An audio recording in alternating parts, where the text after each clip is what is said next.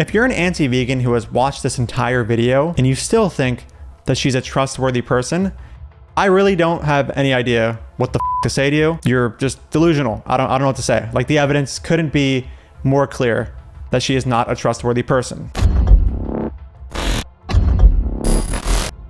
What is going on, guys? We have a very, very special video today covering the most dishonest person I've ever come across on the internet, and very likely the most dishonest person you're going to ever come across on the internet. We're going to be covering an anti-vegan who, as per usual, claims to be an ex-vegan, but this anti-vegan in particular has been caught in a seemingly infinite amount of lies. I find it to be important to cover this person because she is trying to convince people through her lies that she had suffered immensely due to the vegan diet and is now recovering with a diet that is more keto and carnivore-like. She even seems to be writing a book based on these lies. Apparently, she is a marketer, and she herself has said that marketing is a contest for attention. The winner is the one who tells the best story. You will see by the end of this video that she is certainly trying to live up to this quote and selling her ex-vegan story. Though you will find out that in attempting to do this, she's actually fabricated a story which makes no sense. She claims to have deprogrammed herself through following people like carnivore MDs,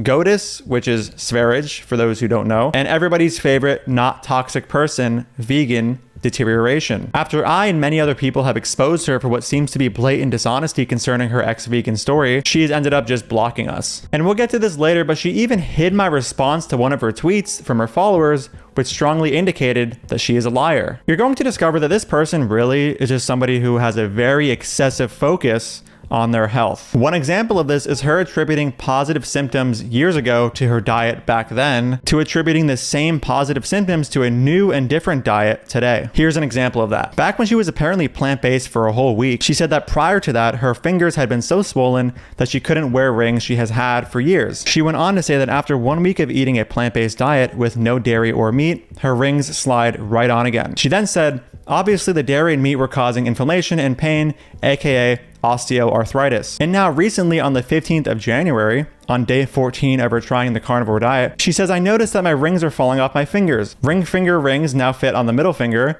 Pinky ring fits on the ring finger. That's how much my joint inflammation has decreased already since removing plants from my diet. So in her eyes, years ago, it was the meat and dairy that was causing the inflammation, that was causing her rings to no longer fit, but now it's the plants causing this. This is the kind of person we're working with. She comes across as somebody who has and still is suffering from an eating disorder or unhealthy mental pattern in regard to food, like orthorexia. Somebody who seems close to her, maybe a friend, has recently tried to point out that she is going down an orthorexic path again, trying to find the perfect diet through following a carnivore diet. So there's also that. But I'm not a mental health professional, and I'm not going to pretend like I'm qualified to diagnose her with something like orthorexia or anorexia. However, she herself admits that when she was vegan, she was anorexic and orthorexic. Like her friend, in my view, it does seem like she's still suffering from orthorexia. But let's put all of that aside for now. Let us now focus on an extremely informative thread by Veganella covering recovering vegans' lies and other evidence leading to why I don't think she is a trustworthy person. The thread starts with Veganella saying, for those who have missed the last 48 hours, at Vegan Recovering, or Giselle Bisson, I don't know how to pronounce her name, has been found to be misleading others about how long she was vegan for and blaming her ailments on a vegan diet.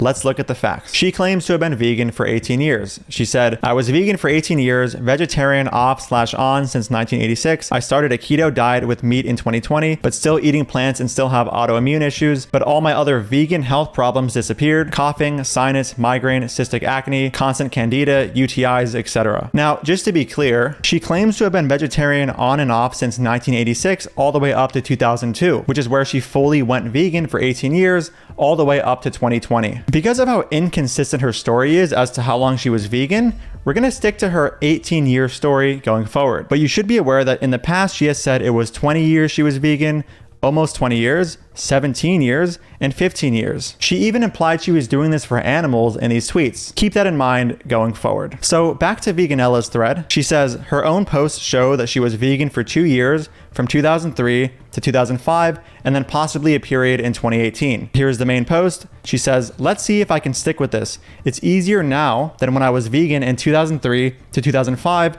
There are so many more options now. So just take note of the clear discrepancy between her saying earlier that she was vegan for 18 years starting in 2002 all the way up to 2020, and her saying that she was only vegan from 2003 to 2005. This obviously doesn't make any sense. There was also a before and after she posted where she claims the picture on the left is her at age 52 in 2014, after having been raw vegan, then some eggs for 12 years. But how could she have been vegan from 2002 to 2020 for 18 years when she admits she was eating eggs at some point between 2002 and 2014 alongside her mostly raw vegan diet? This also doesn't make any sense. So the question is, which is it? Was she vegan for 2 years from 2003 to 2005, 18 years from 2002 to 2020, 20 years, almost 20 years, 17 years, 15 years, or sometime between 2002 and 2014 before she started adding eggs to her diet? And here's another important detail. She also said that after going keto with meat in 2020,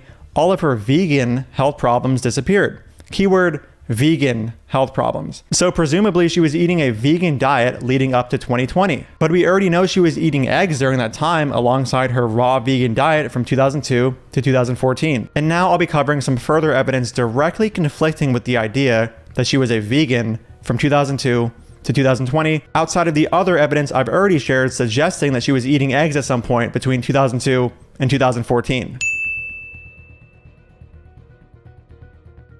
And here's just a couple things to consider before I show this evidence. All of these posts from her that I'm about to show you are from when she was supposedly vegan, meaning they take place sometime between 2002 to 2020. And remember that she was supposedly vegan for the animals. So here is Camaronas, posted by her account back in December of 2012 during her supposed mostly raw vegan and vegan phase. Here is brunch including turkey sausage in August of 2013 during her supposed raw vegan phase and vegan phase. In October of 2014, we have organic lamb bone broth with fall vegetables and a red wine simmering, again, while she was supposedly vegan. Are these things that a vegan concerned with animal rights would be posting to their page? Chicken pot pie in November of 2015 while she was supposedly vegan. She says she was in heaven over it. What ethical vegan is in heaven over chicken pot pie? Salmon red pepper skewers in May of 2016. She says, salmon red pepper skewers, I ate a ton of these at a party, yum. So while she was supposedly vegan for the animals in 2016, she ate a bunch of salmon red pepper skewers. How vegan of her. Meat and eggs in September of 2016 while she was supposedly vegan. Blackened cod on the 9th of January 2017 while she was supposedly vegan. South American cuisine at a restaurant called Voya in January of 2018 while she was supposedly vegan. Making paella with some guy named Carlos in July of 2017. A sushi flower in June of 2018. And just going back to the 10th of January of 2017, we have a Japanese curry pork where she says, I don't usually eat pork, but this was a hit. She also said,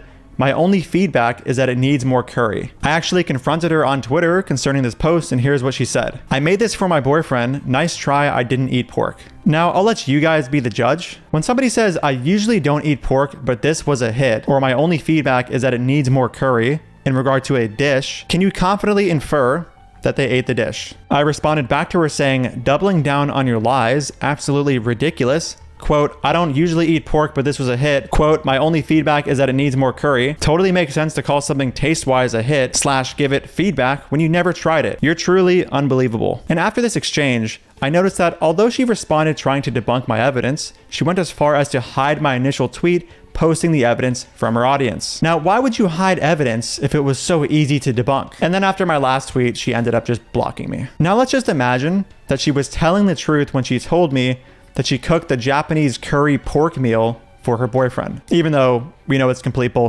Somebody asked her in May of 2022 for advice on giving up going vegan, and she said, meat was really difficult to cook and eat at first, and it took me almost a year to finally warm up to it after 20 plus years meatless. I didn't even know how to cook and chew it. Now, isn't that just odd? Odd because she claims that she didn't know how to cook meat when she told me that the pork she supposedly didn't eat back in January of 2017 was cooked by her for her boyfriend. So let's really think about all the evidence put forward so far. With the evidence being clear that she was eating meat leading up to 2020, where she went keto, how can she claim that her quote vegan symptoms went away upon going keto? She wasn't even vegan in much of the time leading up to 2020. And of course, how can she claim she was vegan for 18 years from 2002 to 2020 when we have seen all of this evidence of her eating animal products during this time, plus her admitting she had some eggs during her mostly raw vegan phase leading up to 2014, plus her saying she was vegan from 2003 to 2005, plus her saying she was vegan for 20 years, almost 20 years, 15 years, in 17 years. Now, although it's very clear at this point that this is not an honest person and we cannot trust them, here's just some honorable mentions of evidence suggesting she's not very trustworthy that I haven't shown thus far. Her bio once said, "Did 20 plus years vegan, vegetarian, plant-based ruin my health?" as like a question. And now her bio says, "Did 30 plus years vegan, vegetarian, plant-based ruin my health?" Now, just keep in mind that regardless of it being 20 plus or 30 plus years, we have evidence that she was eating meat and animal products during this time. But isn't it just bizarre that she would make a switch like this in her bio? Like, oh, it just slipped my mind that I was eating vegan, plant-based, and vegetarian for 30 plus years and not 20 plus years. How do you get that mixed up? She also said to that person asking for tips on how to stop being vegan that she was meatless for 20 plus years. So perhaps she needs to go sign up for Twitter Blue and edit her tweet to make it say that she's been meatless for 30 plus years, not 20 plus years. Here's another screenshot from 2 years ago of her describing her diet before going keto as one including fruit, veggies, nuts, fish, eggs, and organic dairy products. This is just more evidence conflicting with the idea that she was vegan prior to going keto from 2002 to 2020, and that her symptoms were from being vegan. And if you scroll down her page, you'll see generally she talks about how the vegan lifestyle caused her so much pain and that she was in so much pain as a vegan. Though here is a picture of her the day before a car accident. She called it the last pain-free day of her life. So it's hard to reconcile her having pain-free days prior to the accident when those days prior to the accident apparently entailed her being vegan, which is what she claims caused so much of her pain. So if we go off of the timeline of her being vegan from 2002 to 2020, we can conclude that while she was vegan prior to the day of the car accident, she had pain-free days. This seems to conflict with the idea that as a vegan, she was in pain all the time. So guys, that's the end of the video. Please share this around, of course, so we can prevent impressionable people from falling for her lies and clearly inconsistent stories which make absolutely zero sense. She's clearly trying to build an anti-vegan brand and is trying to tell the best story, as she says marketing is very much about, telling the best story so you can get as many people on board with what you're saying. But of course, she's telling a very inconsistent story. So to be honest, the story is complete horseshit. And if you have the context to understand that, then her story should not provoke you to want to follow her advice. She's not trustworthy and she'll probably change her story yet again very soon. If you're an anti-vegan who has watched this entire video and you still think that she's a trustworthy person, I really don't have any idea what the fuck to say to you. You're just delusional. I don't know what to say. Like, the evidence couldn't be more clear that she is not a trustworthy person. Anyway, thank you guys so much for watching. If you support my work and want to get early access to it, you can click the link in the pinned comment and support me on Patreon. And if you don't know, I do have a book going over most, if not all, of the anti-vegan arguments you're going to hear online. If you want to get that as well, that'll be linked in the pinned comment. Thank you again for watching, and I'll see you in the next video. Dude, fuck off. I don't want anything to do with you. Don't ever speak to me again. You're a fucking piece of shit. Even vegans don't get your weird, stupid wannabe sense of irony here. Who is your audience? Nobody gets these dumb jokes. Dude,